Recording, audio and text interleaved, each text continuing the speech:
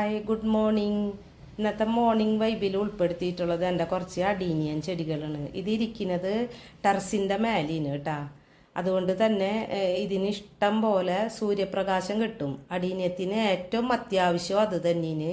6 തൊട്ട് 8 മണിക്കൂർ വരെ നേരിട്ടുള്ള സൂര്യപ്രകാശം കിട്ടുമെന്ന് വെച്ചാൽ ഇതേപോലെ അഡീനിയത്തിൽ പൂക്കളുണ്ടാവും. എൻ്റെ കയ്യിൽ ഇത് കുറച്ച് നാടൻ വെറൈറ്റി ഉണ്ട്, ഹൈബ്രിഡും ഉണ്ട്.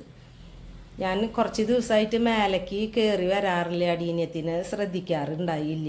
അപ്പോൾ ഇന്നൊന്ന് വന്ന് നോക്കാമെന്ന് വെച്ച് മേലേക്ക് വന്നപ്പോഴാണ് ഇതുപോലെ അത്ഭുതപ്പെടുത്തുന്ന മനോഹരമായ ഒരു കാഴ്ച എനിക്ക് കാണാൻ പറ്റിയത്. അത്രയ്ക്കധികം പൂക്കൾ അടീനിയത്തിൽ ഉണ്ടായി നിൽക്കുന്നു.